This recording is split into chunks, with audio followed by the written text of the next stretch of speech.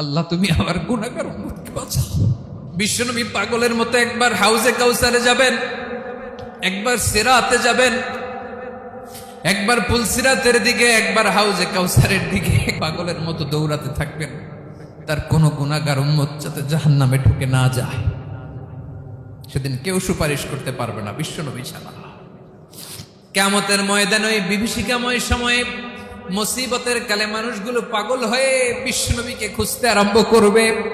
সবাই মিলে বিশ্বনবীর কাছে যেয়ে বলবে, ইয়া রাহমাতাল লিল আলামিন, ইয়া খাতামান নবীন, রাহমাতাল লিল আলামিন।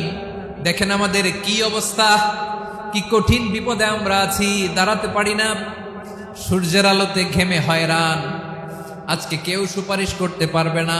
সব নবীরা অপারগতা স্বীকার করেছে, তারা বলেছে আপনি ছাড়া কেউ নাকি আল্লাহর সামনে দাঁড়াতে পারবেন না, আপনি একটু সুপারিশ করেন।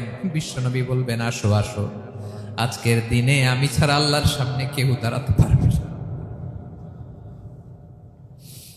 বিশ্বনবী মাকামে মাহমুদে যে আল্লাহু আকবার বলে সিজদায় লুটিয়ে পড়বেন। আল্লাহ রাব্বুল আলামিন বিশ্বনবীকে এমন কিছু চমৎকার শব্দ শিখাবেন, ওই শব্দগুলো দিয়ে আল্লাহর প্রশংসা করে বিশ্বনবী কাঁদতে আরম্ভ করবেন। বিশ্বনবী এমন ভাবে অজর দ্বারায় সিজদায় লুটিয়ে পড়ে কাঁদবেন, রব্বুল আলামিনের রহমতের দরিয়ায় জোশ লেগে যাবে।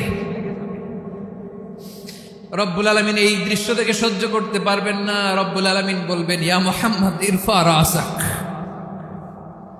ও নবী আপনি মাথা তোলেন, মাথা তোলেন, আপনার কান্না আমি সহ্য করতে পারি না।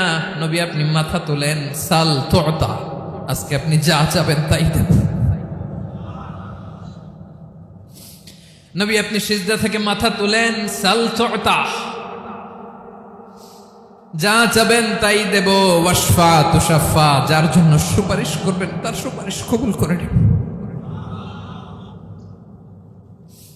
বিশ্বনবী এবার মাথা তুলবেন।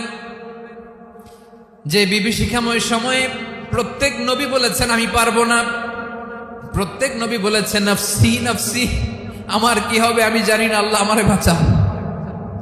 প্রতিটি নবী বলবেন নফসি নফসি, আল্লাহ তুমি আমারে বাঁচাও, আমারে বাঁচাও। বিশ্বনবী মাথা তুলবেন, তুলে বলবেন রব্বি হাবলি উম্মতি, আল্লাহ তুমি আমার গুনাহগার উম্মতকে বাঁচাও।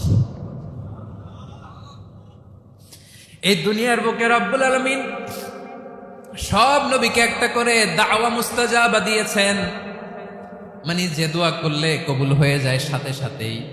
দাও বিহা, দুনিয়ার সব নবীরা ওই দোয়াটা দুনিয়ায় করে ফেলেছে। সব নবীকে আল্লাহ একটা করে দোয়া দিয়েছে।